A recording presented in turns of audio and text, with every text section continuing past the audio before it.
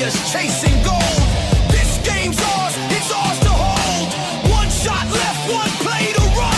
Make it count under the setting sun. It's game time grind. All or nothing on the line. Push through the pain. Leave it all in the rain. It's game time grind. Victory's ours to find.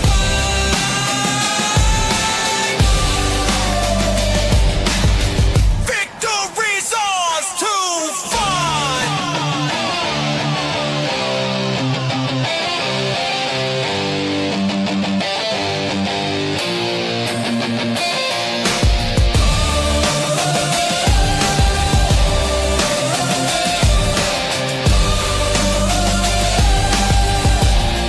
It's game time grind.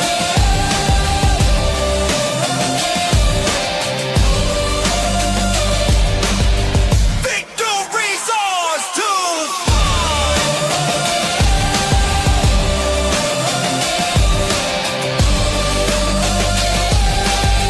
Victory's ours to find.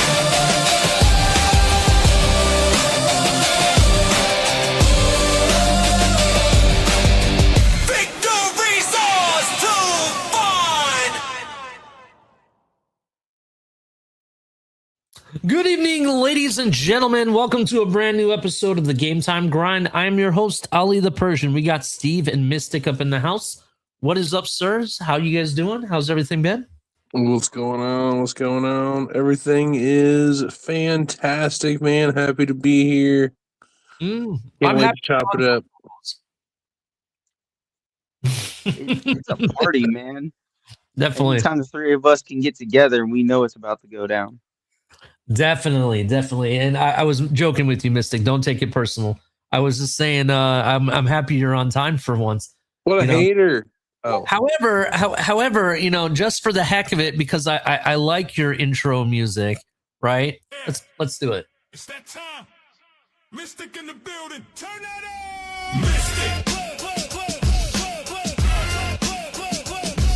in the building. Turn that up. Mystic. We live, we violent. Crowd so loud, got the rival silent. Run that score up. There you go, Mystic. I figure I'd play you some music, hey, what a shout out. What a shout out. Definitely. If you guys are brand new to this show, make sure you subscribe. I believe we're at 67 subscribers. We're on the road to 100. Once we hit 100 subscribers, right, then we're going to have giveaways. We're going to have a lot more stuff on the way. But please subscribe if you're brand new. Turn on the notification bell. We roll every Tuesday normally, sometimes more than just once a week. Make sure you tell your friends and everything. Make sure you hit like. Please do that for us. We'd really appreciate it. But yeah, we have a hell of a show. We're going to be talking NFL draft can't miss prospects. Prospects coming out of college to the NFL, can't miss on. Already, I can tell you based on conversations in the back that we just had, myself, Mystic, and Steve see things three different ways. We'll let you guys decide what you guys think. But yeah.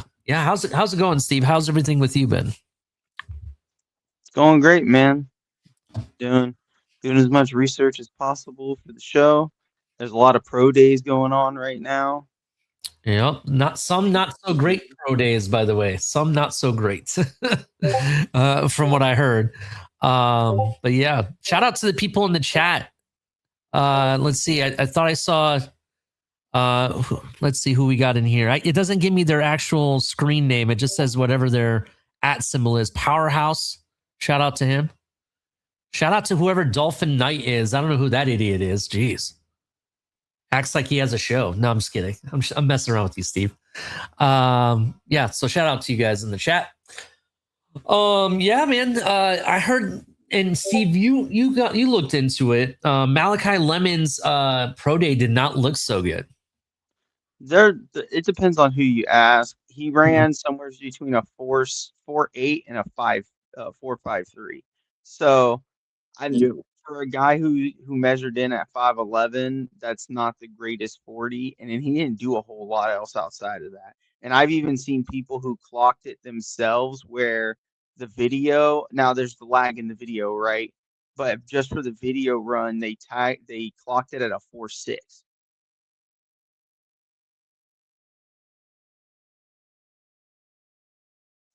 You're muted. Gotta love it. I'm muted. If a guy at that size, to be honest, you got to be much faster. You have to have more speed, especially in this league. You saw the wide receiver group; they all had speed. It felt like everybody was fast. When you have a guy like that, I don't know. 4.6 does not sound very good, to be honest. Just gonna point that out. And that's all you said he really did. He didn't do some of the other drills or anything. Not really. No, I was just looking at the list. I was trying to find it again. Here it is. They put out the official measurements and stuff. He didn't do a shuttle, he didn't do a bench, he didn't do a vert, he didn't do a cone, and he didn't do a broad. He just did his measurements, which he came in at 5'11", 194, 9-inch hands, and a 30 and 5/8 wingspan, or 30 and 5/8 arms, 73-inch wingspan, right? With a they are saying his 40 was a 4.46. That is the lowest number I have seen. So there's some interesting stuff going around. Now, we had this issue last year. I don't know if you guys remember, where people were falsifying arm lengths. Mm-hmm. So I'm wondering if somebody put in the work on that, because everything I've seen was a 4.58 to a 4.53. So let me ask you this: is he still first round talent for you?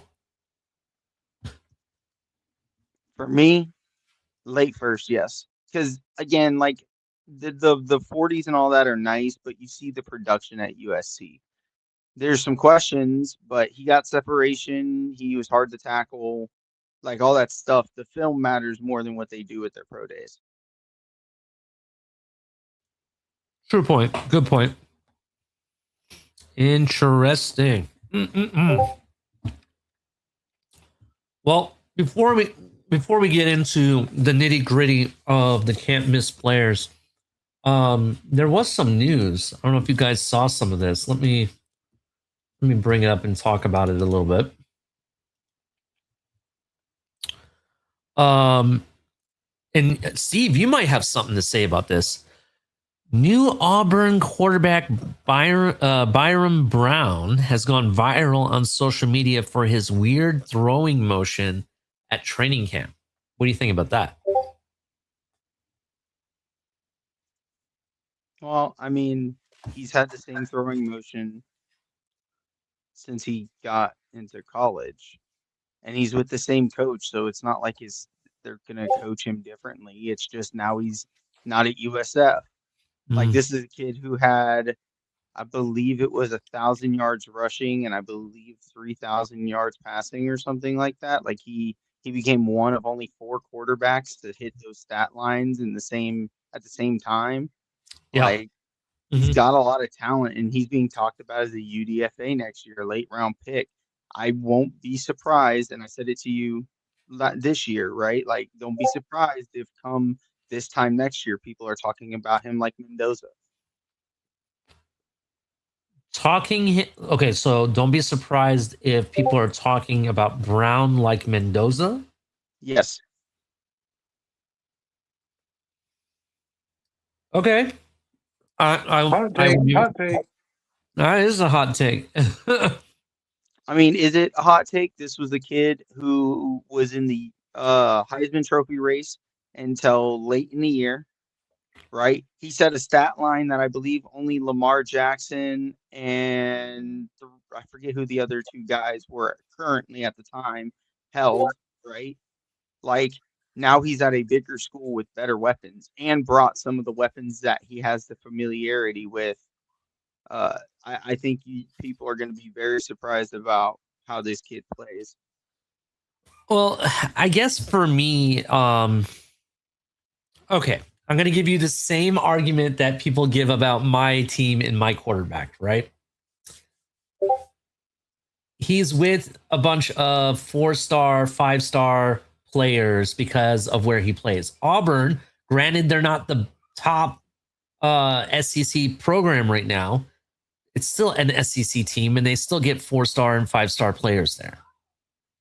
So that being said, are you sure he's going to be the next Mendoza? Because Mendoza, from the argument that everyone told me, I think the highest star rating on that entire Indiana team was one person that had 4 stars.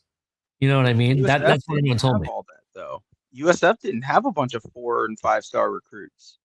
USF had a bunch of 3-star and 2-star recruits. And then, like, I think we had one wide receiver who was a 4-star recruit.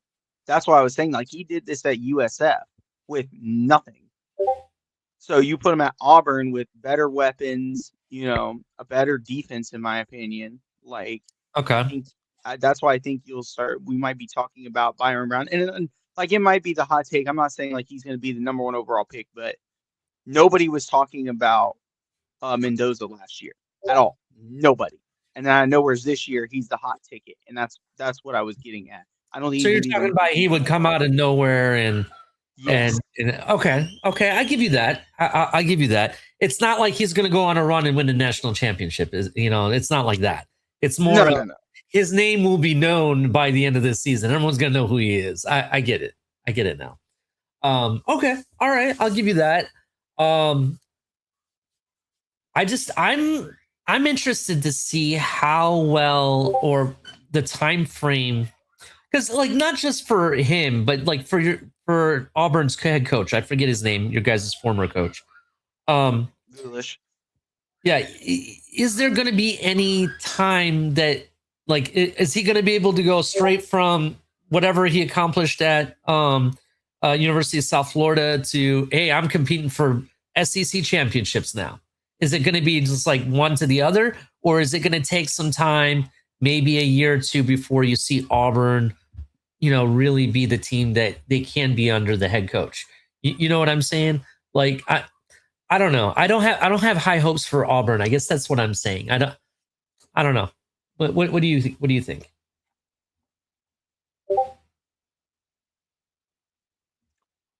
I think they gave expectations when he got hired, but I don't know, man. We're gonna find out. Like, if Bynum Brown plays well, I think Auburn has a shot.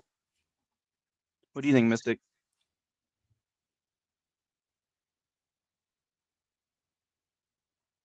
Mystic? I think that I'm over here hitting the wrong button. I think that. I think I'm with Ali. I'm not like Ali, like, oh man, it's getting wrong. Like, no. To Steve's point, I think it's one of those people are going to be talking about Bynum Brown because no one knew about Bynum Brown, and he had to go to a bigger school type of thing unless you knew where he came from. Mm-hmm. He's going to become one of those names because he's going to go to one of those bigger schools and get the exposure. I think what we need to judge this young man by is, what are you going to do now that you have the weapons? Not to say you didn't have weapons, but there's no excuse now. You're in an SEC school. You're at one of those schools that at any point in time, Auburn can put together a class or, whatever, make a run, and next thing you know, they're an SEC team, that everyone's talking about. It happens all the time with Auburn. So it wouldn't surprise me one bit if they did that. But again, to your point, Ollie, I don't know that it's going to be an instant thing. Mm-hmm. I can see it within 2-3 seasons. We're talking about Auburn on a consistent basis. Yeah, I kind of think so too. I just, I guess I'm kind of thrown back about Steve's comparison with Mendoza, right? Because Mendoza was something special, right? He became like Mr. Clutch. That's what he's known for. I told you he was going to win the national championship game because he was going to be the better QB in the clutch. And that's what he was. That's what he was all season long. And he proved it against some of the best talent. He proved it against Ohio State in the Big Ten championship, right? He proved it against who was it? Alabama, right? He proved it every game he played all the way to the national championship game. And hot take saying Byron Brown is going to be the next Mendoza. I guess for me, my question is Mendoza left. I don't want to say that Cal is a horrible program, but he went from Cal to the biggest loser in all of college football, which was Indiana. No one's lost more than Indiana, and turned that place completely around and upside down and won a national championship. Right? This is a guy who was at a small program, who's now at the big boy program. I don't know if he's going to be the next Mendoza, but what I will say is that because of his environment in the school that he goes to, I think that his name will be out there. I'll give you that. You know, it'll be somebody we're going to be talking about. I just don't know if it's going to be at that level. That's where I'm at. If that makes sense. Again, my point wasn't necessarily that he was going to become the best quarterback in the draft. Mm-hmm. It was more of just the guy nobody was talking about, and people were like, "Hey, this guy might have something. Y'all need to watch out." And people kind of shoving it off, like, "We don't know." I just want you to listen. This is what this kid did as a senior at USF, right? A bunch of 3-star recruits, 3,100 yards, 28 passing touchdowns, 7 interceptions. Okay, on 300 passing attempts. Then added on 150 rushing attempts for 1,000 yards and 14 touchdowns. He had he had 42 touchdowns between passing and rushing last year with 3 and 4-star recruits. What do you think he's going to do if you add more 4-star recruits and a 5-star recruit? I'm not sure. Tell me. Well, that's what I'm saying. Like, do you not expect it to be better with a better offensive line? Because USF's offensive line was a bunch of 2- and 3-star recruits, right? Like, you add a better offensive line, maybe and some different weapons, maybe a better tight end. I don't know. I have to go look and see what their tight ends are this year, right? Mm-hmm. And you still have his dynamic ability because he's big and he's fast and he's got a strong arm. Like I just expect him to be one of those quarterbacks that goes from like Mendoza, who nobody was talking about, maybe a later round pick, to he might be pushing a late first, early second, maybe third at the latest third round quarterback. That's a good point. I mean, you have a good point. I understand what you're saying. I'm not sold on him just be able to go to a bigger program who may have better talent. I'm just not sold that he's going to be able to make it happen yet. I'm still wait and see on Byron Brown. We'll see what happens though. But I definitely understand your point. That's just where I'm at. Any final thoughts on that, Mystic? No, sir. All right. Other news. There's been some recruiting news. 4-star wide receiver Chris Harris Jr. committed to Missouri. He tells Rivals he's a 5'11", 180 pound wide receiver from Lee Summit, Missouri. He chose the Tigers over Kansas City and Oklahoma State. So that was kind of interesting. There was another guy that I'm more excited about, to be honest. John Meredith III is down to 6 schools. Of those 6, it is the Miami Hurricanes, Texas A&M, Notre Dame, Alabama, and Ohio State. This guy is 6'2", 175 pounds from Arlington, Texas. You know, Texas is one of those football states, so this kid better be good. Is the number 1 corner and the top 3 recruit on all websites. So Nice. we'll see what happens there. I'm excited for that. Let's see what other news. I saw some more news pop up. There was something else I saw.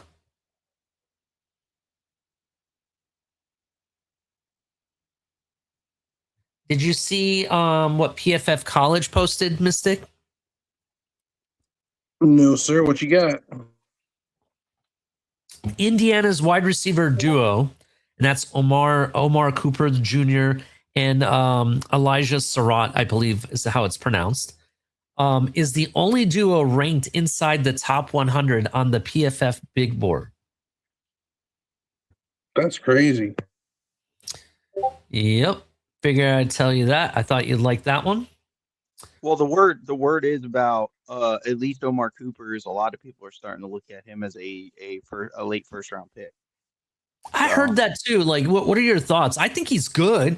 He definitely showed it, and I think he has good hands. What do you think about his speed, though? Do you think he's fast enough? I don't think his thing is speed, because I think he makes up for his speed and what Jarvis Landry made up for his speed. I think he has like the highest missed tackle rate on the first contact. Like, if you watch his film, it's nothing but him breaking the first two tackles and getting yacked. Like, that's how you make up with not having a bunch of speed, is being a tough, hard to tackle, strong wide receiver. Interesting. Yeah, man. I'm interested to see what happens in this draft. I really want to get into it.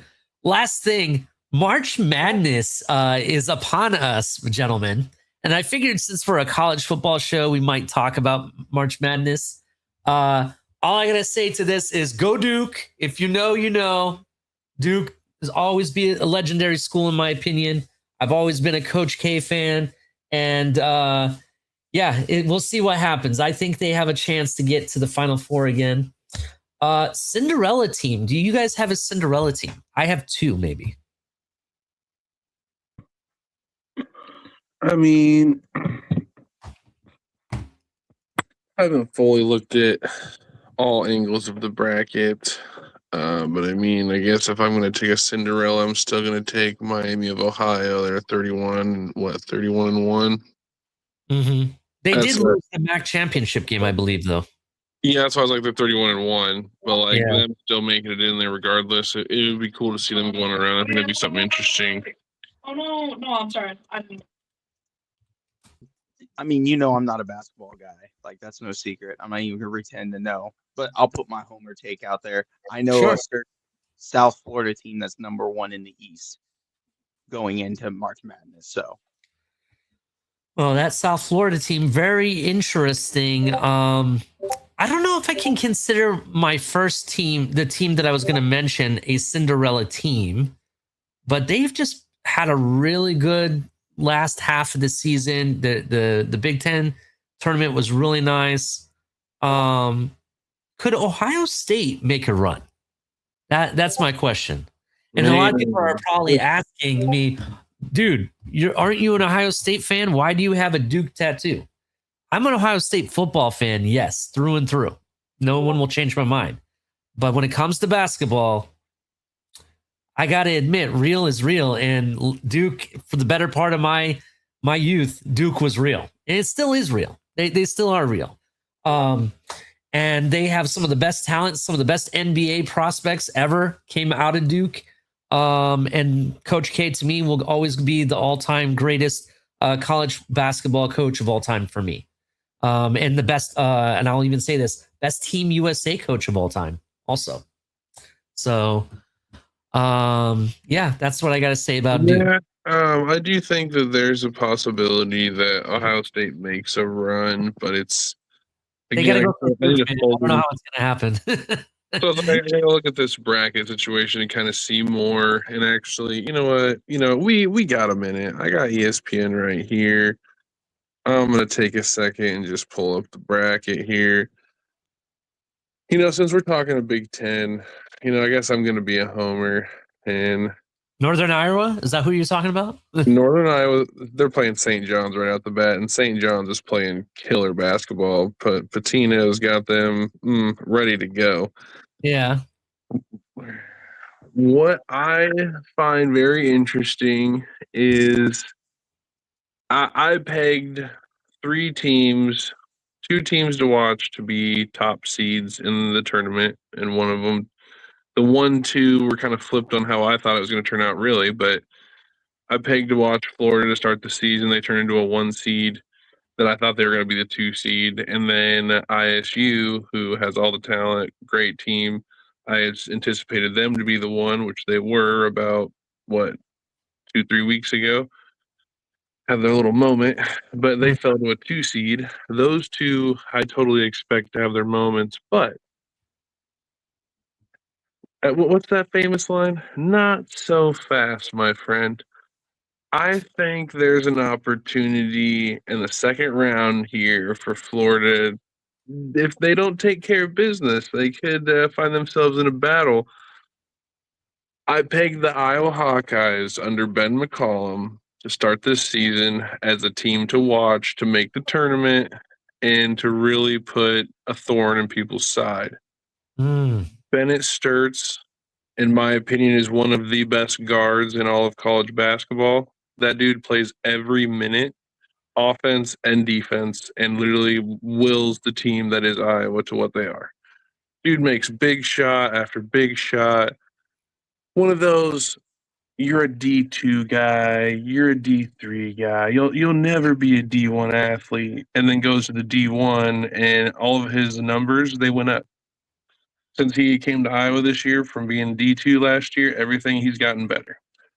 So really, really cool story, something to watch. But again, they got a tough battle themselves right out the bat against Clemson. But if we get a Florida Iowa battle in the second round, man, it's going to be good basketball. That's what I know. It's going to be real good basketball. It definitely is, man. It's March Madness is exciting, bro, because you never know what's going to happen. And every year there's that one team that comes out of nowhere and goes on a run. And it's almost like a Cinderella story. So for me, it's going to be very interesting. Final takes on March Madness. Who wins the whole thing? Mystic, you go first. Oh man, see, I haven't even got down to that. Wild game. Throw a dart in the air and see what happens, where it lands. As much as I hate to say it, the way I've watched when I've been able to watch college basketball, it wouldn't surprise me one bit if Duke won it all. Okay, you took my thunder. I'm taking Duke all the way myself. Go ahead. What's your thoughts, Steve? I know you don't know basketball, but go ahead and just throw it out. I have no dice in this game. Take your homer team. That's what I was gonna say. I'm gonna stick with my homer team, number 1 in the East, baby. Let's go. Yeah, and watch that guy go all the way. That'd be funny. That would be funny. All right. I just figured we'd talk about March Madness. Happy St. Baddies Day before I forget.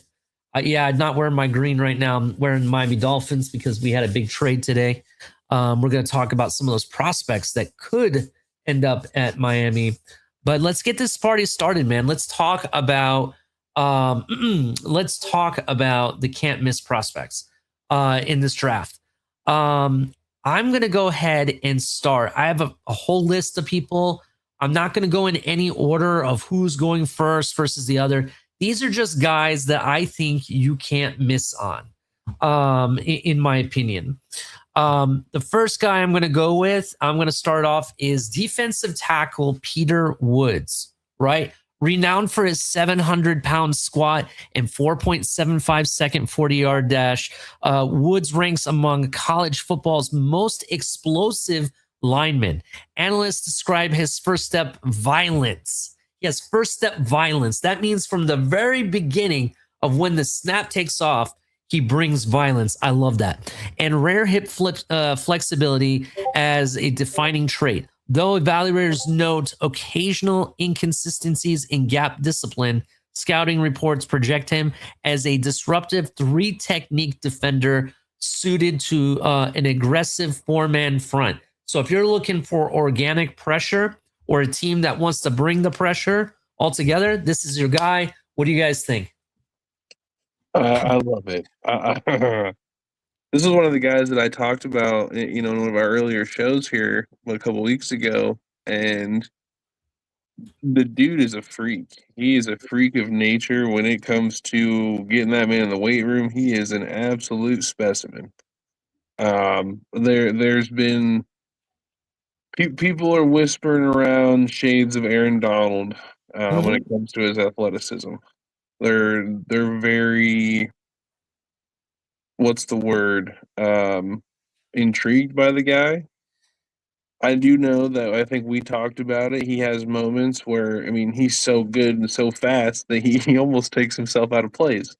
So it's just going to be getting that good landing in a good environment to get Mhm. that good curve to his talent, and the dude's going to be an absolute force. I would have. I said it when we talked about him earlier. Again, I'd love to have this guy. Look, He looks like he's going to be a problem, man.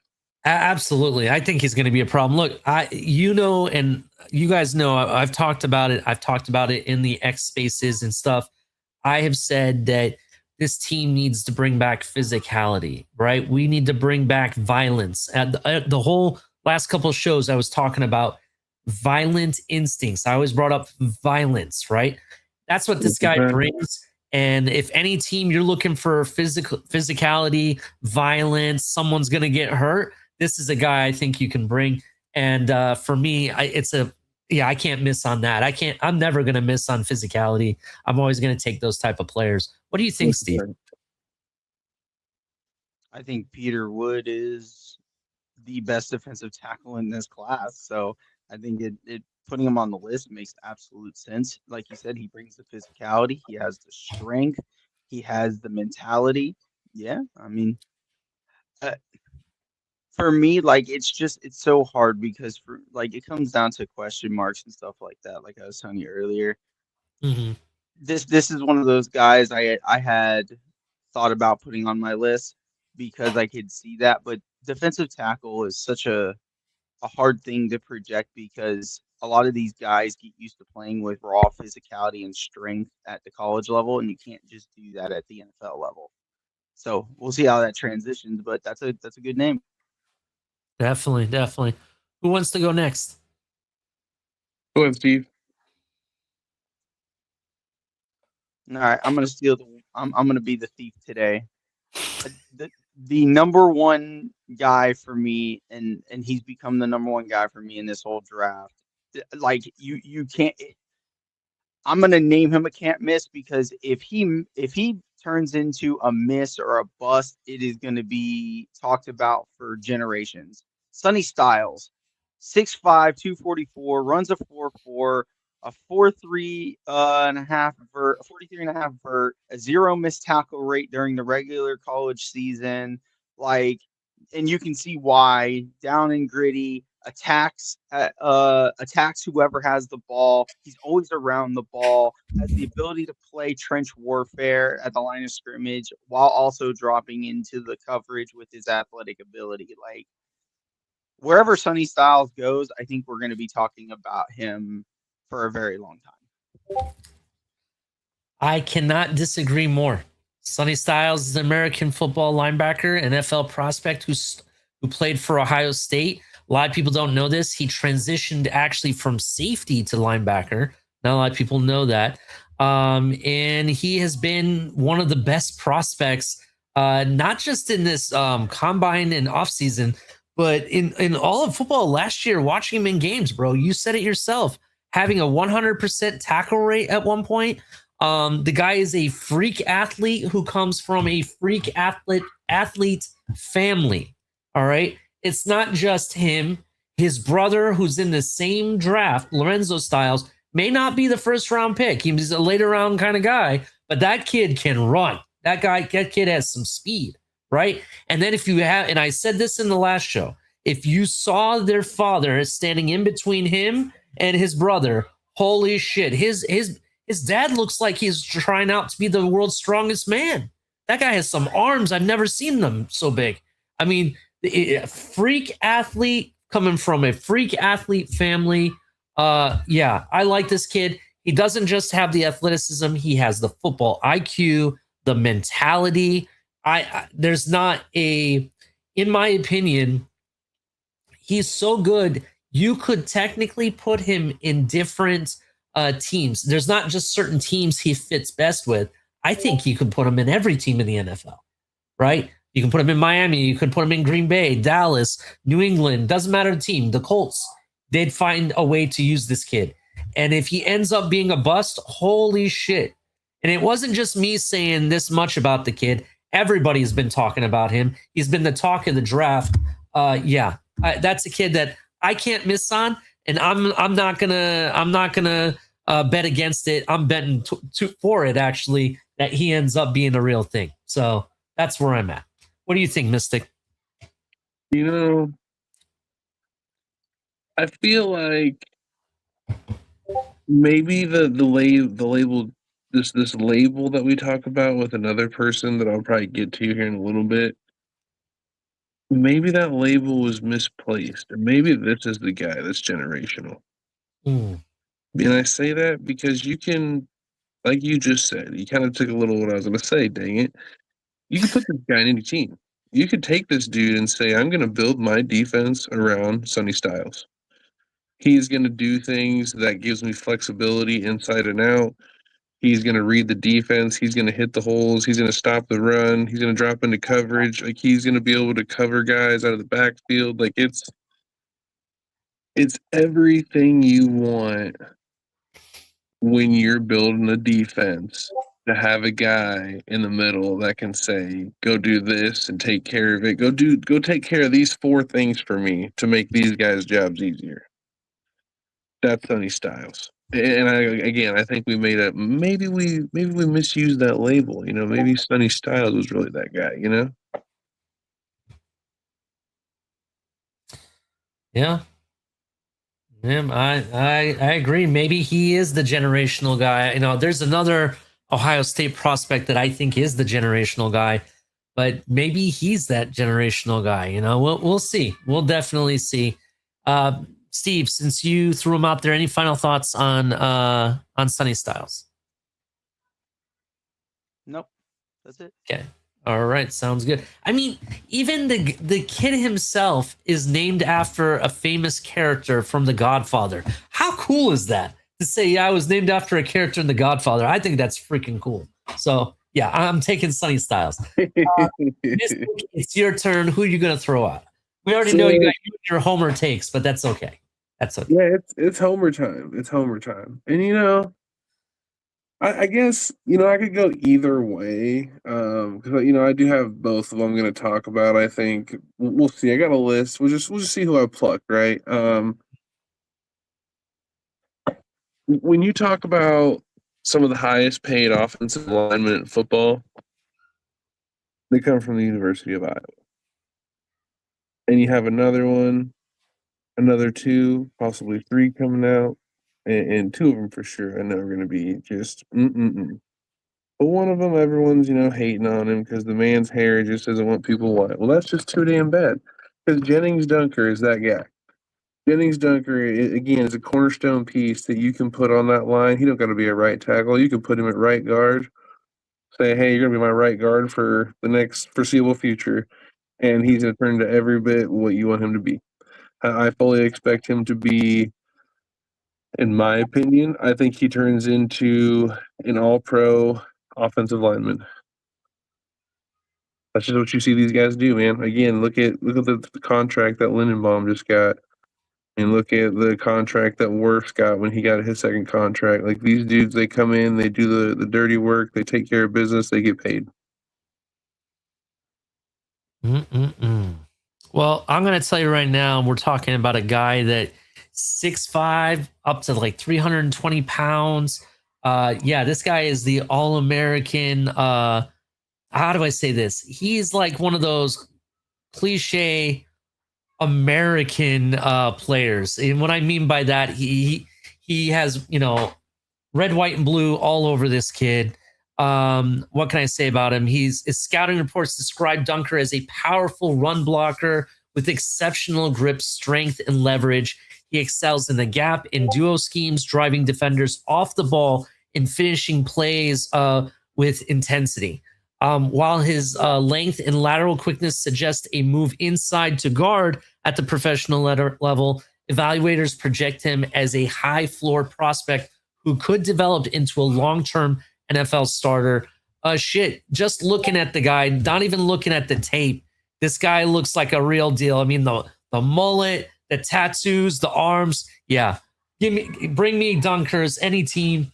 I think you could definitely make a man. I'm sorry, make a hell of a player out of him. I would definitely take him in a heartbeat too. For a lot of teams, this is a can't miss player. What do you think, Steve? Anything you got to say about dunkers as well? I think we should put him in black and give him some wrestling ring entrance music. And remember, the last guy with a red mullet was the goddamn Undertaker. This dude is. I heard somebody, and it's weird to say it this way about another grown man, but I heard somebody refer to him as trying to deal with a kicking stallion because that's just the truth. This dude is a monster in the run game. He's hell of a damn good pass blocker. I know the concerns about his length, and then we go into the questions of the tackle from he was Michigan, right? That went to the Patriots that struggled this year, right? Like we worry about length of arm, but even if the can't miss is him moving inside and he's your future guard, absolutely. I get it.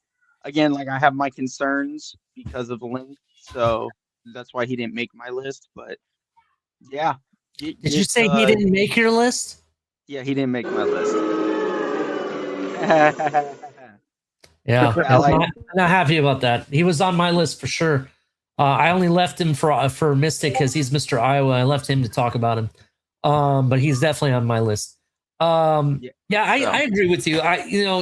He might come in the league at guard at first, but he's one of those guys that he is athletic enough. He's big enough. He has the skills that I think that he could move out to the outside and play tackle from time to time as well if needed. I just think he has the grit, the strength, the swag, and everything to be very successful in this league. So we'll see what happens. All right. Who's next? I guess that would be me. Back to me again. Yep. Yes, I have no final thoughts, and it's on to you. Okay, so I am going to say for my next can't miss player. You know what? I'm gonna go with my gut instinct. Anthony Hill Jr. I will watch the tape on this guy. If you guys remember, he was one of my top prospects going into the combine before even the combine happened. And he really showed out in the combine. And overall, I think that this guy is a can't miss player, to be honest. So a little bit about him, just so you know, if you don't know, he played for Texas, 6'3", 238 pounds. His scouting reports describe Hill as a rare blend of size, range, explosiveness. He thrives as a downhill blitzer and sideline to sideline defender who can also drop in coverage.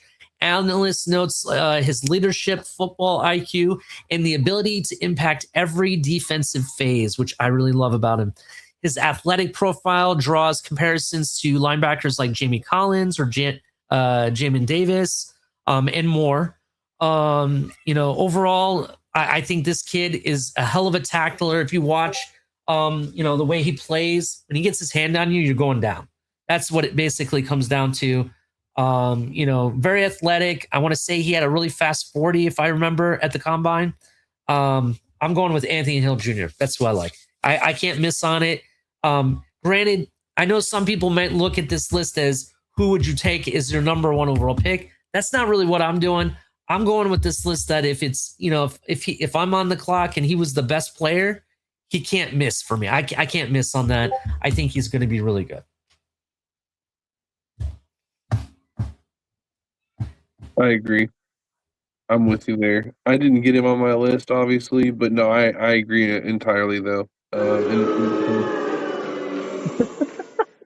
Hey, man, the audience doesn't like it, bro. It's not my bad you have bad takes. You're done. You're done.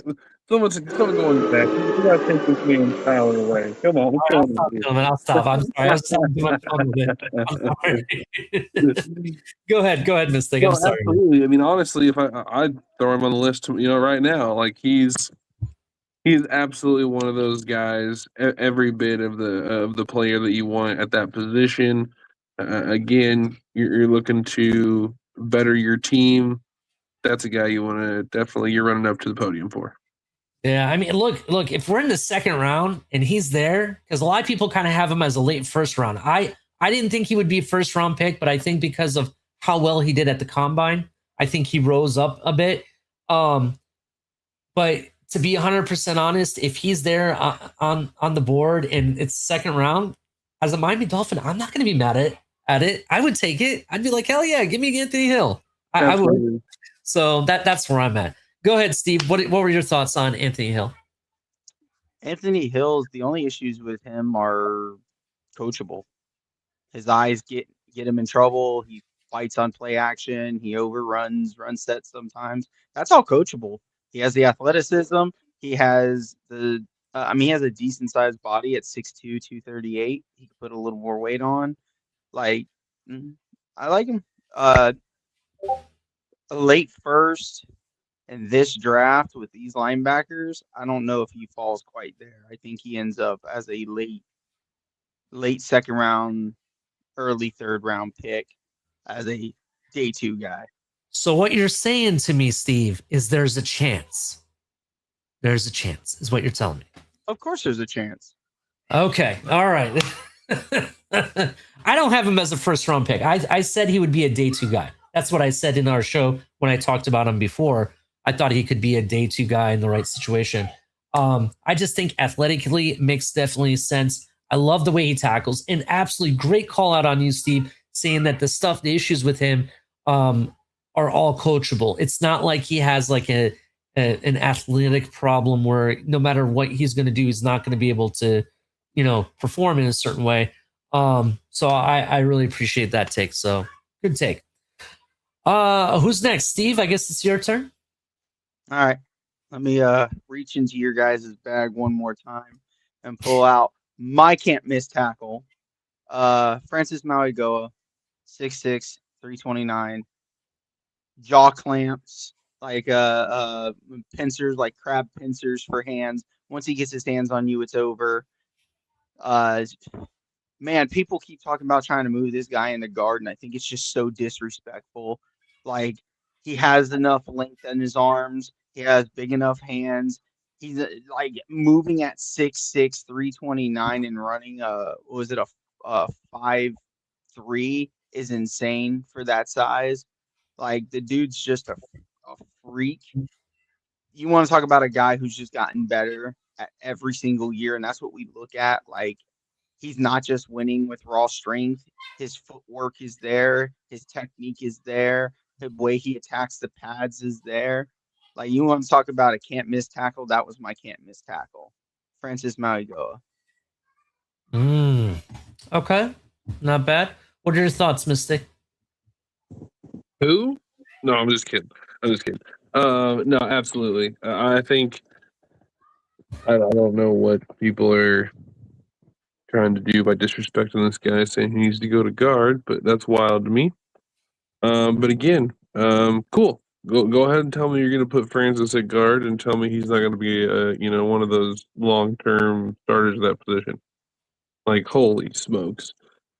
This is an offensive lineman who's going to do again everything you need him to do. You need to put him on an island. He's going to handle that island. Like, this guy's an absolute force. If you need to rebuild your offensive line, I'm doing that yesterday. I agree. Mauigoa immediately started at right tackle as a true freshman. He anchored the Hurricanes line in rare agility and strength. By his junior year, he had allowed virtually no sacks in over 500 pass blocking snaps, helping Miami reach the college football playoff national championship game. His leadership, his durability, everything. I agree. This guy is practically one of the top, actually the top offensive lineman in this draft. I like it. I definitely think you can't miss on it. The guy's 6'6", 315 pounds. My question about his weight though is that 315 pounds, is that the size you want for a right or left tackle? Well, he's actually 329. He's what? I'm sorry? 329. Okay. Because what site I'm looking at has him at 315 pounds. So Yeah, I'm pretty sure at the combine he came in at, and Okay. it might be maybe I'm just remembering it differently, but I'm at 6'6". That's not that bad. Like you got to think about the size increment. You know what I mean? Now, the reason I asked about the size was only because the fact that I think 320, somewhere around the 320s, 325, somewhere around there is the right size for you.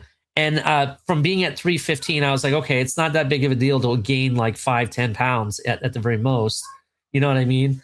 It wouldn't be that big of a deal. So that's why I was kind of seeing what you guys thought about his size at all. So, final thoughts on your guy, Steve. Miami, don't fuck this up. Not the first guy I'm going for. Sorry, Steve. But yeah, I definitely hear what you're saying. All right. I guess Mystic, your turn. What other Iowa player are you going to throw out? You know, how dare you? That's so rude. Boo yourself. No. What I'm gonna do is I'm actually gonna go a different route. I am Holy going. You're done. You're done. By the way, if you were in Northwest Ohio, actually, I'm sorry, Northeast Ohio today, that was the sound you heard. Did you guys hear about this? What happened in Ohio today? You guys haven't heard the news? Holy shit. So Northeast Ohio got hit with a meteor that was 17 tons, 17,000 pound meteor. The entire area, including parts of Pittsburgh, all the way down to Cincinnati, felt and heard the bang and rumbles. Wow. They thought we got hit with a ballistic missile or something. So that's incredible. Yeah. So 17,000 pounds, dude. Ridiculous. I'll be looking into that after the show. Is it a real meteor or is it a Joe Dirt meteor? This is what I need to know. From my understanding, it's a real meteor. I don't know. I don't know. I don't know. I just heard about it. Actually, I didn't even find out about it until one of my coworkers mentioned it to me, and I'm like, "Are you serious?" So I Google searched it. It legitimately happened today. No joke. That's wild. Yeah. Go ahead. I didn't mean to. No, you're fine, man. That's crazy. In the in the news today, right? I have felt very strongly about this guy. I know you guys are definitely going to have some pushback. Okay.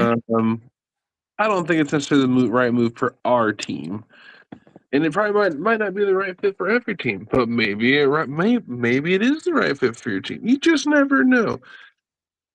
Jeremiah Love, running back, Notre Dame. I feel like if you want to rebuild a young offense, if you have a good young quarterback, you need to take some pressure off his plate and give him a guy you can hand the ball to, 15 times a game, pass it to him another 5-6 times out of the backfield, like 20 touch a game type of guy. He could be a 3-down back if you need, like just an absolute offensive piece when you need it. And there's offensive minds in this league that can use this chess piece and do some crazy things with him. So, again, if you need something for your offense, I'm looking at Jeremiah Love. Well, I definitely like, the thought process on that. In fact, here's some sound effects for him. So I'll jump on this train with you. Jeremiah Love, I think, brings a lot, Mystic. In fact, let me pull up my notes that I wrote about him. I wrote a whole thing about what I think about him. So Jeremiah Love, 6 foot, 214. Actually, I think he's a little bit bigger than that, but they have him at 214 pounds. Overall, they compare him to, Travis Etienne for this 3-star down versatility, former state sprint champion. He combines a sprinter speed, balance, and vision.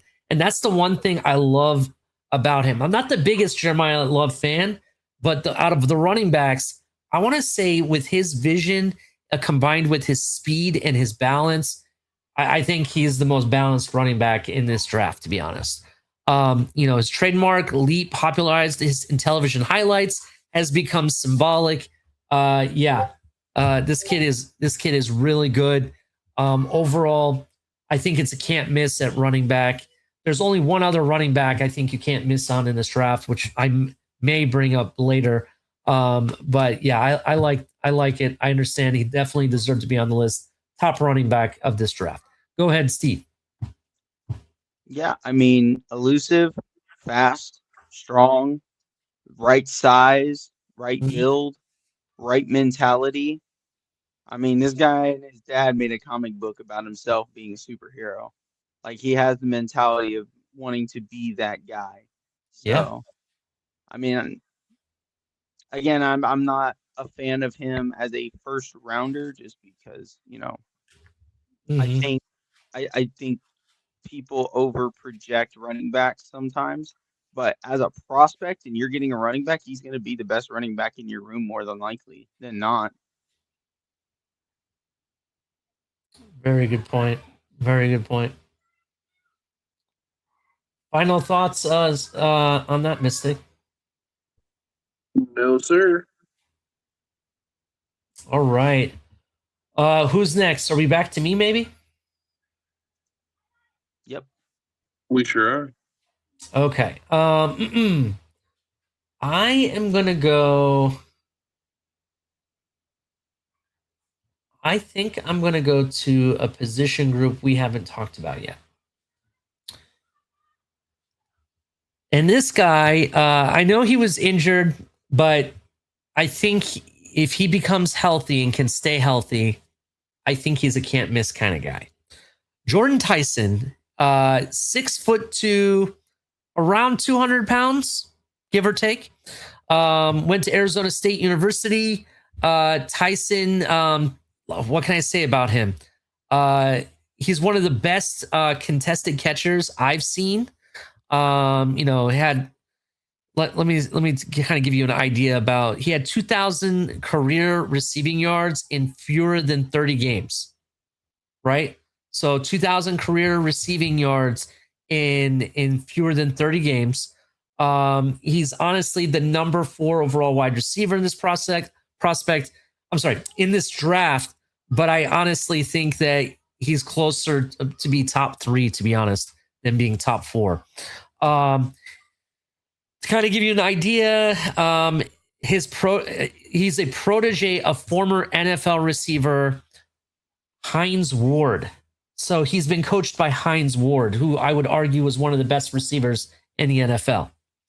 Tyson is praised for his route deception, ball tracking, competitive blocking. Coach cites his professionalism. He's definitely a true-born leader. I think this guy can really catch. He has very good hands. He can be explosive. He has breakaway speed, in the open areas. I just like what I saw on tape. I think if he can stay healthy, I think it's a can't miss guy, and that's why he's on my list. What do you guys think? I'm with you.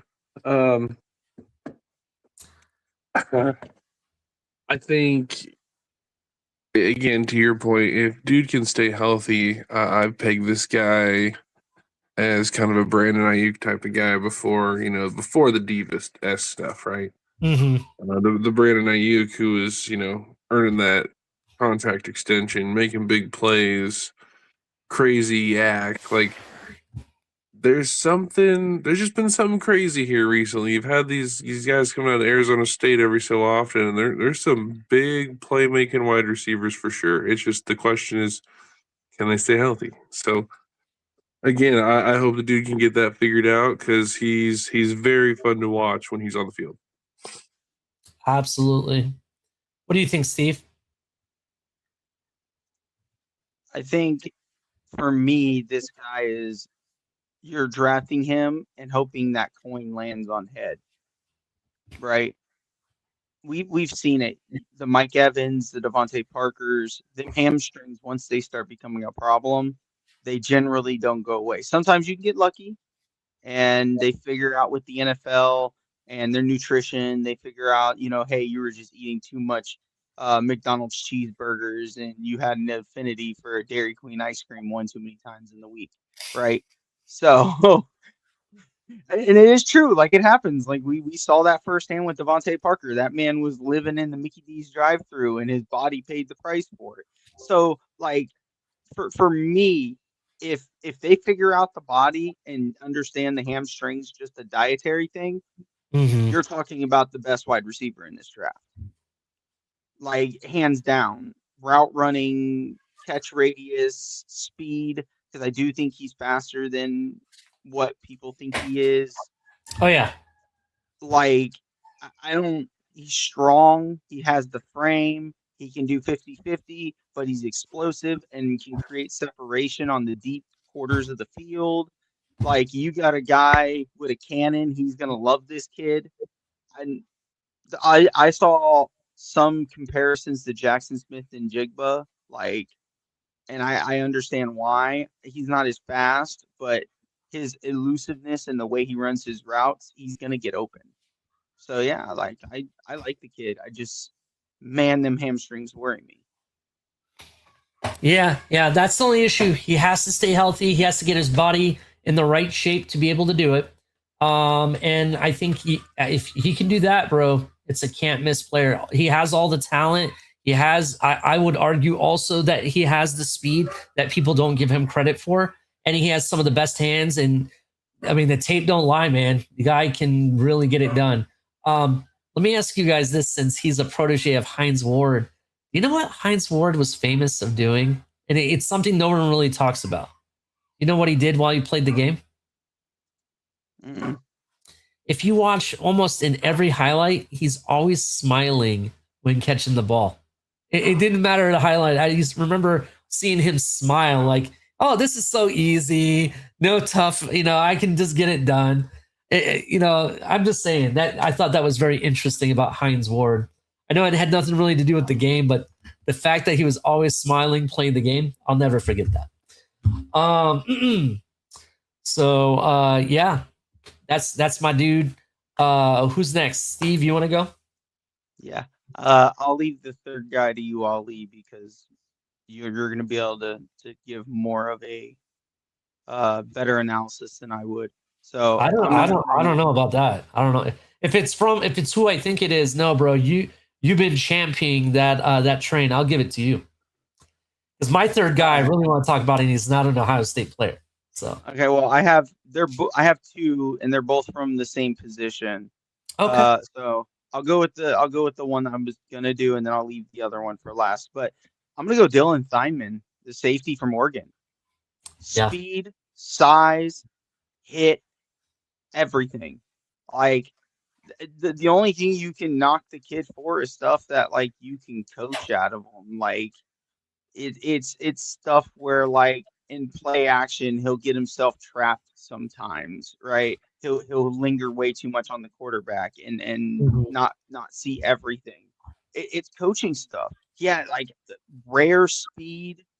We got ourselves another white lightning here, guys. Like this kid, I think is going to be really good in the NFL. Yeah, I mean, he's recognized for his versatility, capable of playing deep safety in the box or in coverage. Scouts highlight his vision, field vision, tackling consistency, ball hawking, his instincts altogether. I think it's really good, and I think it'll be definitely translate to the NFL very well. I can't agree even more on that. 6 foot, he's like what, 205 pounds, I think. Yes. Yeah, and I'll give him credit for this. He may not have played for Indiana, but he's an Indiana boy. He's from Westfield, Indiana. Very interesting. And he had Big Ten Freshman of the Year award, an AP All American in 2023. So, shout out to Dylan Theinman. What do you think, Mystic? What are your thoughts on Dylan? I'm pretty sure it's Dylan Thieneman. it Oh, okay, I'm Thieneman? sorry. I said it wrong. I said Thieneman, but it's I Thieneman. thought I it think was you're right. Thieneman. I apologize. I No, don't no, no. You have a chill. linguistics The degree. only I'm sorry reason about why I know, that was one of the guys on the list when we were doing our breakdowns for positions, that. and Uh-huh. I purposely Googled how to say his name because I was like, I'm not about to cut this one up. Oh, I gotcha. Yeah, yeah. So I'm yeah, not it very just good at that names, one man. I'm just like sorry. just burnt into my skull.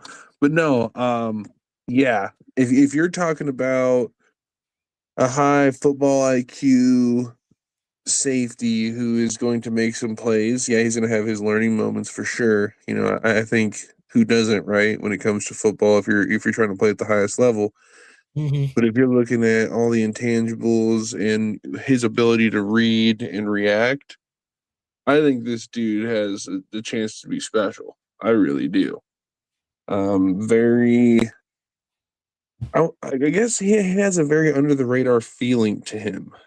I guess if you will, like not that he is under the radar, but he just kind of feels like just one of those players that you don't have to put a lot into. I guess if you will, you'll be able to coach him up. You're not gonna have to like give him that extra bit of what what am I what's the word I'm looking for? Oh my goodness. Like I literally lost the damn word. But basically like they're just gonna come and do their job. They have no other reason to do it. Just they love what they're doing. They're not a diva, if you will. I've heard all sorts of good things when I look it up. And again, if you look at the tape, the tape matches what you see. It's one of those, you like to see it on both sides, right? Yeah, definitely. I think overall it's a good prospect. Definitely, definitely rightfully on this list. Um, there's only one other safety, which we'll talk about later, that I think would be better than him, coming off the board. That high. Um, it'll be very interesting. Final thoughts on your safety, Steve. Nope. All right, I think we're back to Mystic. I could be wrong. Yes, I do believe we are. Back to Mystic. I'm gonna go back on my Homer shit. Oh, back to another Joe Moore Award winner, Logan Jones. Mm. You could put him at center long term. You could put him at left guard. You could put him at right guard. Again, the dude's gonna do everything you need him to do. I think his center of balance in itself, and his shiftiness, just you saw at the combine, again matches everything you see if you go turn on the Iowa tape this year. And again, the dude could play center. He understands the protections and have how to communicate it through his linemen to make sure they're all in the right place, doing the right thing at the right time. Definitely not a thing you're going to miss on there with that. Yeah, absolutely. I agree. You're definitely not going to miss. Logan Jones, he's what, 6'3", 300 pounds, 302 pounds, somewhere around there. I could Yes. be wrong. He's at one of the best athletic centers, to be honest. Elite athleticism, I'll say. Can pull, reach, block, climb onto linebackers quickly. He's one of the fastest interior offensive lineman prospects in the class. His pass protection allowed very few sacks across multiple seasons. Stackable base and quick feet. That's what I'm reading. I hear his football IQ is very high. The weakness, though, that I've heard is he has limited positional versatility, depending on what you think. I know he can play the inside pretty well, but I don't think he can play more than that. Some people say that he has size or length concerns. I don't think so. I think this guy was one of the best centers in all of college football, in my opinion. So, what do you think, Steve? I saw the message from CCRR. I disagree. He is 6'3", 300 pounds. He's a slight short for what you would want a guard to be, but he has the weight and he has the strength. I think you could play him at all three interior positions. Mhm. The guy is good. Now I'm not saying that like you're gonna get this guy and he's gonna be your best guard day one, but like from an overall prospect, the guy who's probably gonna go in the mid to late rounds, you could put him at any one of your three interior positions and you're pretty happy. Yeah. I agree. What do you think, Mystic? Final I think thoughts? he's a boss. I think he's a boss, and if he's there in we'll say one of the 4 third-round picks, then we're pulling the trigger, and he's going to be replacing Brewer. That's all I know. So. Ooh, replacing Brewer. Maybe not this season, but we're working for next season. He'll play one of the guards. He'll compete with Jonah, take Jonah's spot for this season. Oh, I'll tell you this. I will tell you this. Since you're speaking about the Miami Dolphins, just real quick, I'll just comment on this. I do expect us to draft an offensive lineman from the Big Ten. I will say that. I don't know when it'll be. It could be in the later rounds or whatever. But I do expect us to go after an offensive lineman from the Big Ten specifically. And the reason for that is I think being the fact where Sully is, they're very well connected to that Wisconsin area, and they can see the players and the different teams that come through that area are primarily Big Ten teams because that's where Wisconsin's out of the Big Ten. I think he's very familiar. And I think you might see players from there drafted, not in all skill positions. No, because he definitely evaluated here in the Southeast and stuff. But I do think being the fact that he was in that state for so long, I'm sure he's familiar with the programs and the type of offensive line the Big Ten brings. If you know what I mean, Mystic, because you're a Big Ten guy, you know what I'm talking about, right? 100%. I know people say that the SEC is the best conference because they're the best athletically, they have the top talent or whatever. Big Ten has a lot of hella talent, almost as much as the SEC. But I will argue, in my opinion, I think the more physical, the more complete prospects at offensive line come from the Big Ten. That's what I will say. That's my thoughts, my 2 cents. Hey, Miss Vic, I don't know if you want to answer this one or not. Tony asked, how's his run blocking? I did answer it. Maybe I just didn't put to Tony. He's great at both. I mean, again, I think we forget that whole line at Iowa won the Joe Moore Award. Like, they were the best offensive line at all things, all stages, not just great pass blocking, not just great run. Like, they did it all, man. And Iowa's a run first team. So I tell you, that dude will move people. And if I remember right, you probably go find some tape where the dude gets to the second level quite a bit. Him and Dunker find a way to get to that second level and really cause problems in the run game. What's up, Lewis? How you doing, sir? What's going on, Lou? What's up, Tony? Shout out to the Blitz Pickup. Check them out if you get a chance. Anyone watching at home, make sure you check out the Blitz Pickup. Hell of a last couple of shows have been really, really good.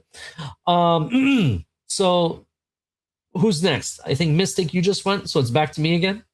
Yep. I do believe so. I am not throwing out the last person you had, Steve. I knew you thought I would do that. I'm not. I want to comment on it, but I don't want to. Everyone's going to think I have a biased take, so I'm going to wait on that person. The guy I'm going to throw out, look, our team has a need for edge, and I'm not throwing him out just for our team, but anyone needing edge, I like this guy. I think when it's said and done, I think he's going to be one of the better edges in this draft. David Bailey, Texas Tech Raider, right? David Bailey is an American college defensive end or edge player. He's 6'3", 250 pounds, I want to say. David Bailey had 14.5 sacks, 3 forced fumbles, 32 solo tackles just in 2025. His combination of size, burst off the edge, discipline, pursuit has made him to be one of the most versatile fits in any hybrid defense. Even analysts say that they've highlighted his motor and technique as assets that are, going to attract any NFL team, to be honest. I think, you look at him and the way he attacks players, overall, I think he's definitely a can't miss kind of guy. In my opinion, he was definitely a top 10 player in this draft. And for me, I'm gonna go David Bailey. What do you think, Steve? I mean, I think those 15 sacks speak for themselves. Explosive first step, nice bend, doesn't let his hips get away from him when he's attacking a guard underneath. Wraps up when he doesn't just try to tackle. He tries to run through the quarterback while he's tackling. I think he struggles against power, a very powerful tackle, but he makes up for it with his explosiveness and his ability to finish on any given play. He doesn't give up. The motor's always running. The wheels are always turning. So yeah, I mean, he's being talked about possibly being the first edge taken off the board if Reese doesn't go before him. So you've seen it. There's a reason why they made it as far as they did, and I think he was a big part of it. Yeah, I liked him. In fact, I would argue that David Bailey is more of a pure edge than even Arvell Reese is. Arvell Reese he's a athletic freak that had such a good season. It's kind of hard to gauge really what he is. Some people ask him, are you more of an inside kind of guy? Are you an edge player? Like, where do you fit? And he basically kind of gave an answer like, I'll go wherever I need to be, but I think I can play edge. And, he said something to that effect, right? Watching him in the season, he's good. Don't get me wrong. But I think if I'm looking at a can't miss, I know what I'm getting out of a guy. I'm going to go David Bailey. That's what I'm going. What do you think, Mystic? What are your thoughts? I think it's one of the safer picks, probably in the top end of the draft. Yeah. Again, there's not really a whole lot of question to the guy. It's literally like you need an edge presence. You plug him in, you're going to get that. You're going to get that edge presence. I like what I see from the kid. I think there's another guy on that defense too who's a can't miss. Personally, but yeah, I mean, you see why Texas Tech was so damn good. They had talent all over that roster, and again, he was a huge part of the success. Absolutely. I think he's going to be hella talent, and I'm kind of excited to see what happens. I'm really excited for some of these position groups to see how it ends up. But go ahead, Steve. I think we're back to you now with your last person. Correct. Yeah, this is where two of our watchers decide to exit the room more than likely. The can't miss of the can't misses. Mr. Undeniable Caleb Downs, 6 foot 206, can play every spot from free safety to strong safety, play in the box, slot, special teams, kick returns, run it. He's gonna run a 4-4 whenever he decides to run. Yeah, Tony, I knew that boo was coming. Hits like a truck, smart player, always around the ball, has a nose for the football.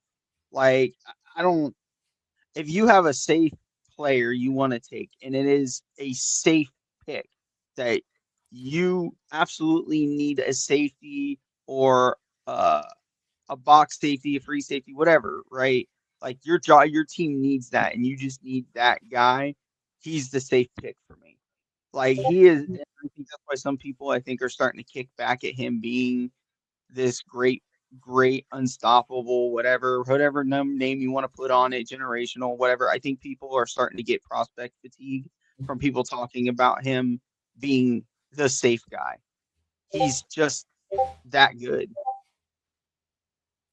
I can't agree more. Look, he is that good. He is the safest bet out of like some of these safety, some of the cornerbacks and safety position in my opinion. He gets the job done. That's basically what it comes down to. I don't want to argue about is he generational, is he not, is he elite or not. All that kind of stuff is debatable across the board for any player, to be honest. But for me, this guy definitely can play all of those positions. He can even play corner, I will argue, at a very high level, right? That's the one position you didn't talk about. You talked about the slot. You talked about nickel, safety. I think he can do it all, to be honest. And when he hits you, it's like the cop chasing you because, to be honest, he doesn't stop running. He will come after you and he'll make sure you get tackled. You saw it happen twice in the game Miami versus Ohio State.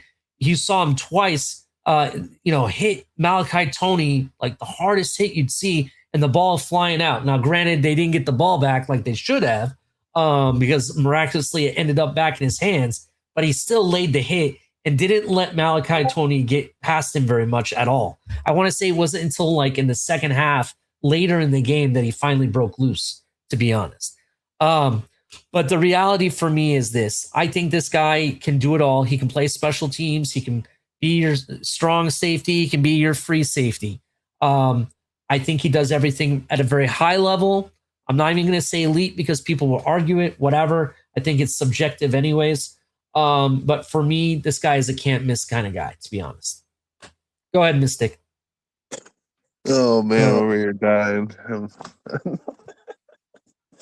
People got me rolling in the comments. Oh,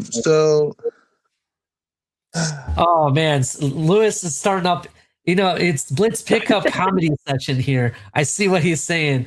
Oh, man, that's funny. That's funny. So I think where I'm at is, like I said earlier in the show, I feel like maybe we misused the label generational on the wrong player, but I think it's safe to say that he is going to be what you need him to be at the next level.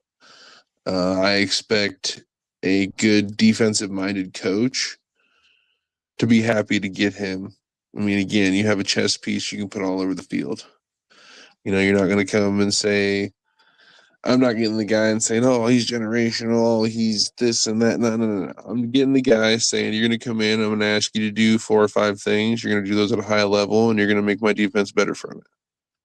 I think that's what Caleb Downs can be.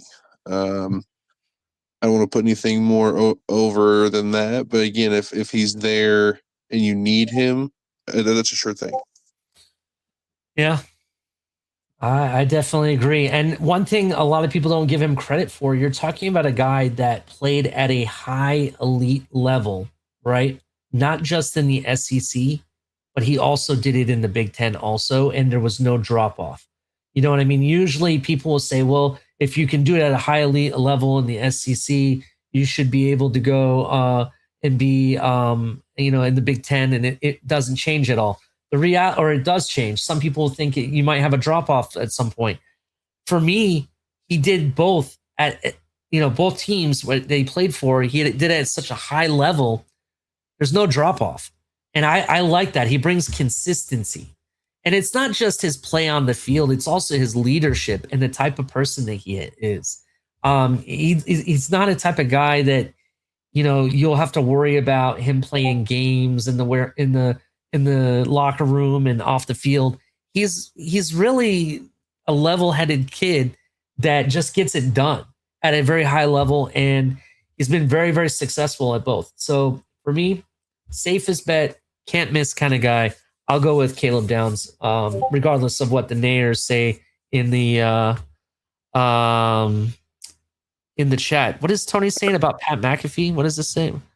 No, they're talking about the report. So I guess what CCRR is talking about the fake degenerative knee post.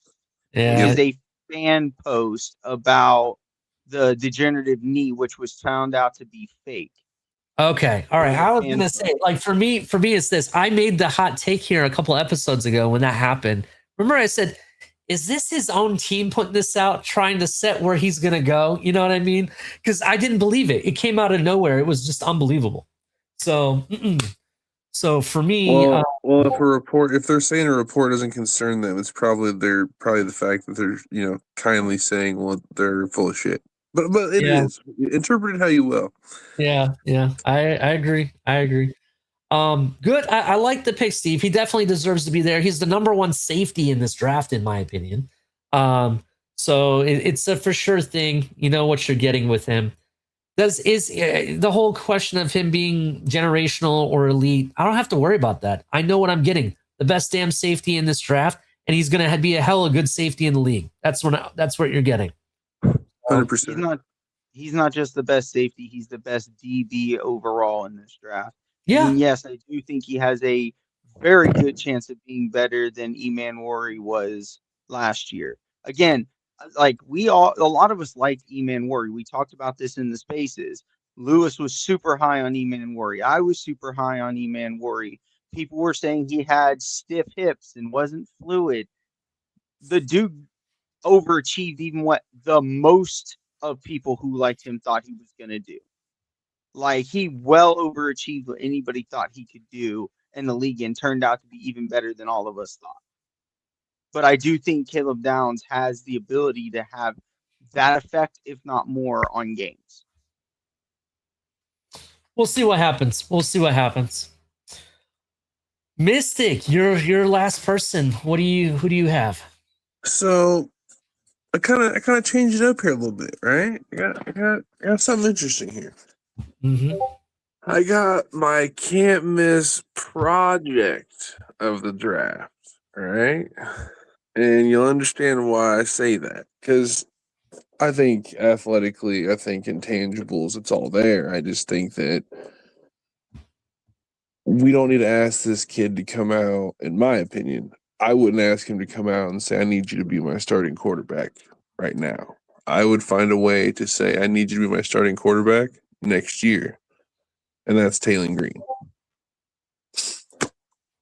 I think Taylor Green is that project of this draft. If you find a way to get him, you put the time and the resources into the development of this young man, you'll have everything you need as a franchise quarterback again in the next 2 to 3 years.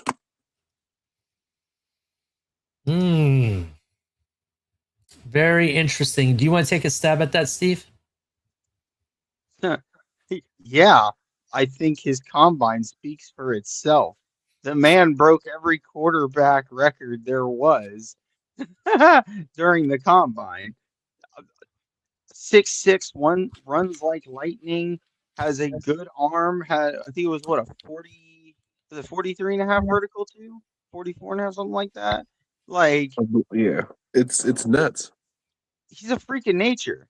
Like, in a good way. Mm-hmm. It's just, can you teach the quarterback? Like, he became a better passer over the last 2 years in college. He still needs more work. Like, he reads defenses well, but he's too quick to just say, screw it and run. Like, he's still got to develop his passer side. But if you can develop that passer side, there's a lot there to work with. And he's still young. Yeah. I agree, but looking at him, he's 6'6", 225 poundish. He's one of the most physically gifted quarterbacks, specifically in the 2026 draft, known for his elite size, athleticism, dual threat ability. Like you said, he broke like pretty much every record at the combine. The guy's explosive, right? The guy's explosive, especially in an RPO or spread offense. I think he can be very, very explosive. It'll be very interesting. The only question I have of him being on this list, it's nothing against him. Don't get me wrong, I love Taylor Green. I really do. And I love the thought process of what you can do with a Taylor Green, not just for our team, but any team. My only question is, you said it yourself, he's kind of a project, if you say, kind of like what you were saying, and there's some coaching that has to be done, right? We got to kind of teach him the stuff that you can teach, and even though he has a lot of the other abilities already. does it really make him a can't miss guy? Is my question. Well, I could have heard him wrong. Mystic, didn't you say can't miss project? That's why I was Correct. kind of that's why I was confused when you added them to begin with. Like, I get the point of what you were trying to add and make. Like, for a project, that is the project of projects. I don't know. I'm kind of Ollie. I don't know if that fits quite this That's a this good idea we're point. going with. I, But I get the idea. I have one of those on my own list. So look, this is I'll tell you what. Hold on, just real quick, Mystic, because this will you'll like this. I think this is a can't miss guy for a team that doesn't necessarily have a top 5 pick, but needs a quarterback, right? Because I think this guy honestly will be the better quarterback compared to a Ty Simpson, to give you an example, right? I think he's going to be a better quarterback than some of the other quarterbacks that are going to fall behind him, too. You know, there's only 3 quarterbacks in this draft. 2 of them we've already talked about, or, you know, we've talked about before. Mendoza, obviously, the obvious number 1 pick. I think he's a can't miss kind of guy already. That's a given. Then you have Taylor Green, right? The next quarterback I like in this draft, to be honest, the only other guy I like is Drew Aller. And he's going to probably be a 3rd round pick. That's probably what 100%. he's going to be. So for me, this guy, if you need a quarterback bad, right? And you're in the second half of this draft, I'm looking at Taylor Green. You know, in fact, I know a team that needs a quarterback bad. Pittsburgh, don't they need a quarterback? Yes. Taylor Green. Just saying, he'll be there. You don't have to worry about trading up for him. I think it's a good pick. The other team I'd be kind of worried about grabbing Taylor Green. I have to find out where the Cardinals are in the draft, but they're another team that needs a quarterback. I know. I don't think are they in the top 10? Yeah, they're down there. Oh, okay.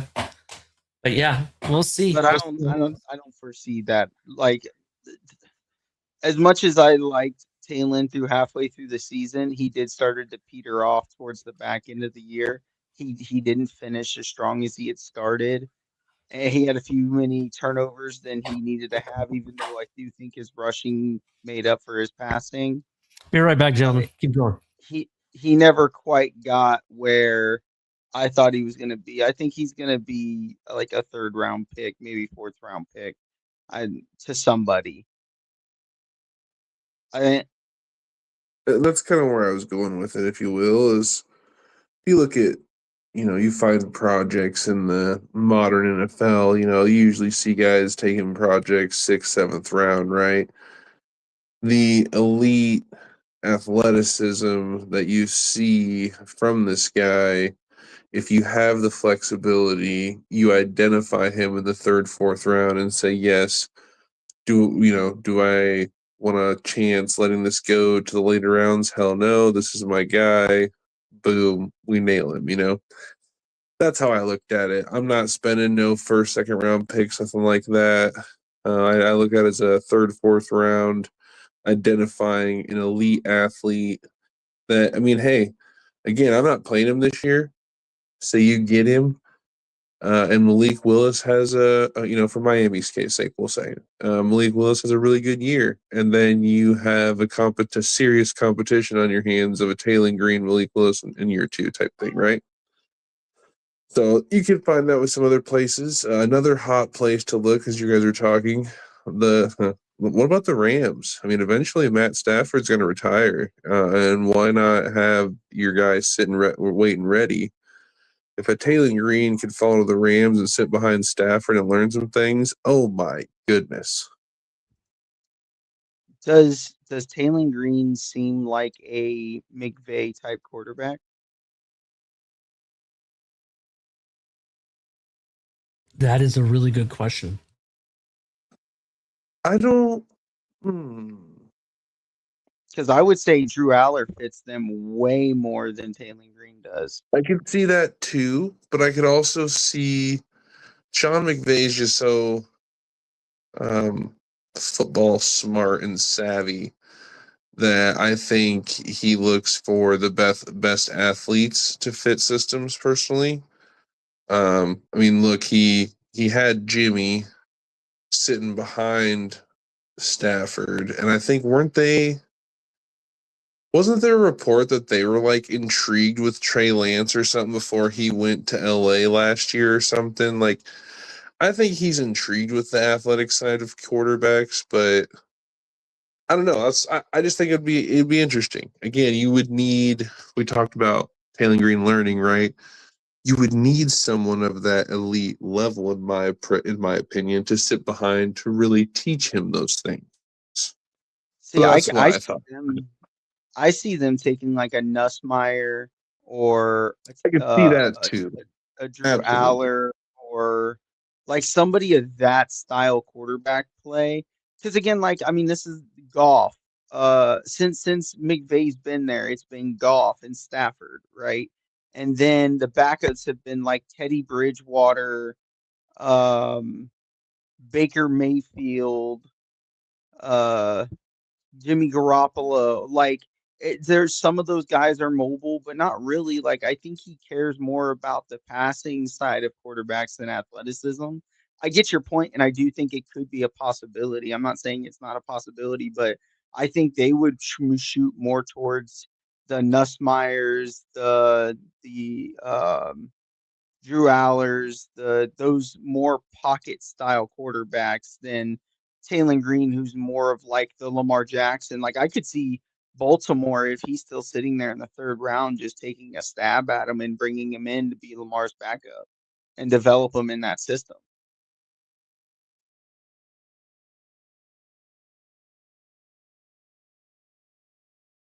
Yeah, That I makes a agree lot with of you. It makes a lot of sense to me too. I agree.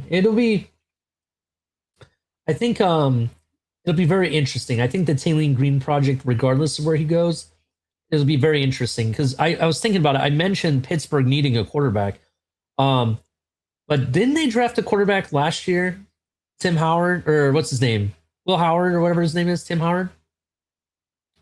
Am I wrong or am I wrong about that?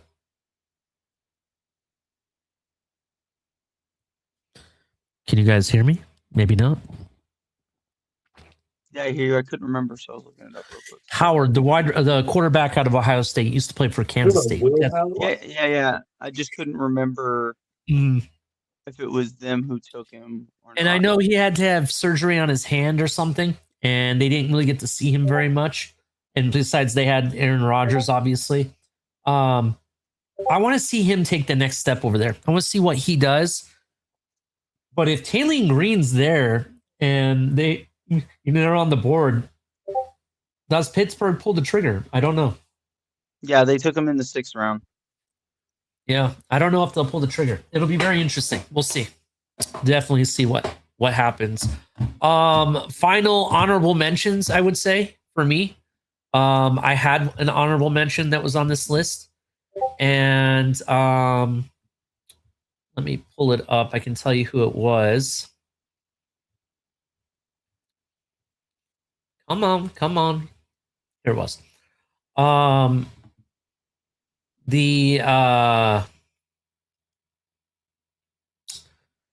Where is it?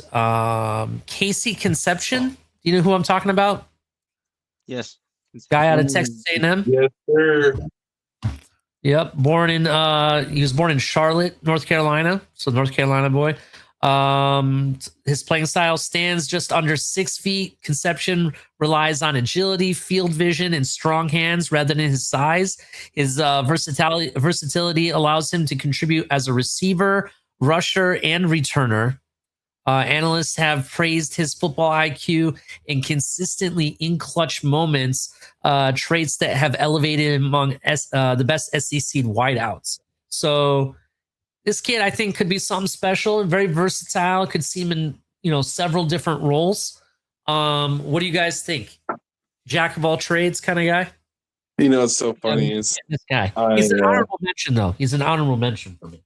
I absolutely actually had him on my list. I brought up the project thing because I thought it was a hot take and I wanted us all to kind of talk about it. But I'm so intrigued by this KC guy, man. I'm not gonna lie to you. I think he's probably on my top 4, top 5 draft hopefuls. Not gonna lie to you. there's just something about the guy. You could just see how he holds himself, and you could tell that like when people kind of try to put the kid down, he uses it as fuel. He uses it as motivation. He's not an easy will to break type of guy from what I'm seeing, and I'm all for it, dude. I have a feeling he's going to be an absolute monster on the field on Sundays. See, I kind of fall on the other side. I think he's a good player, and I think that's what he's going to be in the NFL. Just kind of a good player, the kind of guy that kind of gets like 600-700 yards a season, maybe 4 or 5 touchdowns, just a solid contributor to his team. I don't see the explosive player. It could just be me. You know, it is what it is. I do think he's a good player. I just don't know if he's going to be somebody's prize, you know, receiver. I would agree with that. I don't think he's a true solid number one and not a player that you're going to build a team around, obviously. But I think he can be definitely a consistent, solid contributor to the point where he's going to be one of those guys that I think that what do they call him, a finisher in baseball or something like that, like a reliever. You bring him in, he finishes the game. You know, The closer. a closer. Yeah, that's what I think he can be in the NFL. As a fan aspect, I would say that he has potential of being a fantasy type of guy, due to the fact that he can be a wideout as well as versatile in rush as a rusher, even special teams. So as a fantasy outlook, it looks great. I just don't think he's going to be the true number one guy, right? He's going to guy that does the cleanup work after the number one guy and gets the job done. That's what I see. He's going to be a slot guy, 100%. Yeah, probably a slot guy. I agree with that for me. But I do like the fact of his abilities. It intrigues me, especially some of the things that I read about him and his versatility. That's why I wanted to talk about him and see what you guys thought. Receiver slash athletes, if you want to call it. It's a big topic right now amongst a lot of NFL teams and what they're doing. So I wanted to see what you guys thought. Do you guys have any other honorable mentions? I do. Jacob Rodriguez, linebacker out of Texas Tech. I've watched the dude the whole time, from playoffs to combine, and then you kind of will turn on some of the tape for the season. I feel like the more I look at the guy, I feel like he's gonna be one of those steel linebackers, which again I think kind of goes right into what we're talking about. You draft him, I don't think it's a miss.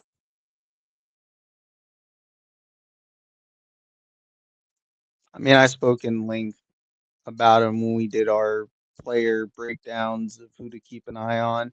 Emmanuel McNeil Warren, the safety out of Toledo. Like you brought him up too. I believe he was your guy that you brought up, but I wanted to talk about Ali. Like, but I don't know how you miss on this kid. The length, the size, the way he plays, the mentality. I mean, this dude was asked about who's somebody you're looking forward to playing against, and he said he wanted to straight up hit Derrick Henry straight in the face. Like, that's the mentality of a kid you want to draft. I think he's as a can't miss. He was on my list, but he was borderline for me because I do wonder about his speed as a free safety. But if you're going to use him as a box safety, I think he's a can't miss. This kid is got the mentality, the physicality, and the will to make whatever on the field happens in his favor. Yeah, I'll agree with that 100%. That's kind of why he wasn't on my list. Also, I kind of thought you would talk about him, so I kind of left him to you, to be 100% honest. But reality, for me, he's one of the hardest hitting safeties in this draft. I talked to Lewis and Tony in the spaces today, and the first question I asked them was, "What do you think of this kid? What do you think of McNeil Warren, and what do you think of him as a prospect?" Lewis didn't respond. I think he was doing something. But Tony said he has to watch tape on him. He hears a lot of people talking about him, but he needs to see how physical this guy is because he's all about the physicality. Well, I'm going to tell you right now, you don't have to worry about the physicality because this guy is one of the harder hitting, safeties in this draft, in my opinion. I don't want to thrown out for targeting, Ollie. I Yeah, swear. I think he was at one point. I think he was at one point. You're right. He like torpedoed right at a running back or something, and like went helmet to helmet and almost got thrown out for targeting. Yeah, you know how some defenders they wait for the player to come to them and they do like this tackle where they kind of like bear hug them and just hold on so they can bring him down, right? He's not that type of a defender. He's the one that chases and attacks you. You're the one that has to run away, not him. He runs after you. He's the hunter, if you will, in my opinion. And one thing I just want to say about him: the last time the Miami Dolphins drafted a safety, I want to say it was in the 3rd round that they got one of the best, hardest hitting safeties in Miami Dolphin history. And correct me if I'm wrong. His name was Rashad Jones, right? You remember Rashad Jones? He was considered one of the best hitting safeties. This guy can hit that hard. That's what I'm telling you. I'm not going to say he's Rashad Jones 100% because Rashad Jones was really good, but this guy can hit that hard. That I will say for sure. So those are my thoughts. What do you think, Mystic?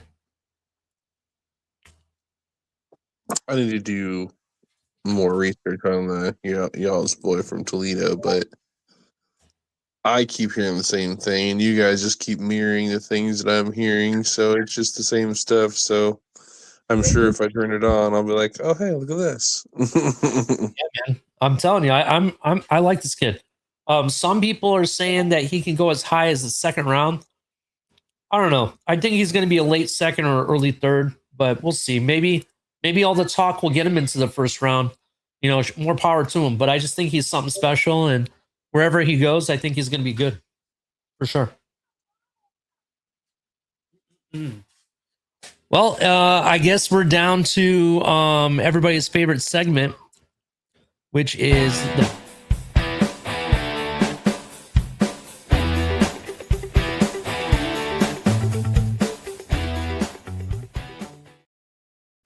Well, everybody, it was a great show. Got to talk about a lot of different prospects.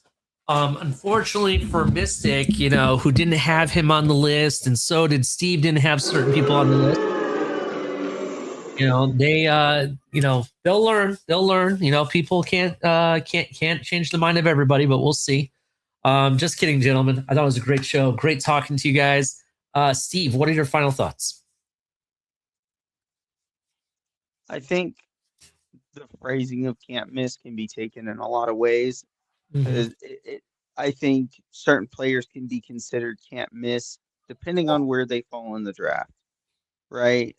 So, like I said before the show when we were talking, I initially had 3 guys that I considered can't miss prospects because for me to be can't miss, this is a guy I believe is a day 1 starter, and you have no question on if he's your long-term answer or not. Now, that's just my perspective on it, right? Like, it's just for me. That's when I think about a player that's a can't miss, that's what I envision. And there's not very many of those who leave so little doubt for me this year. So I added some guys that were close to making the list for me, which was Steinman and then obviously the honorable mention being McNeil Warren, who I really wanted to put on the list, but I have some questions. So I think there's some very good prospects, and this is going to be a very interesting draft once again. Yeah, I agree with 100%. I think it's going to be a very interesting draft.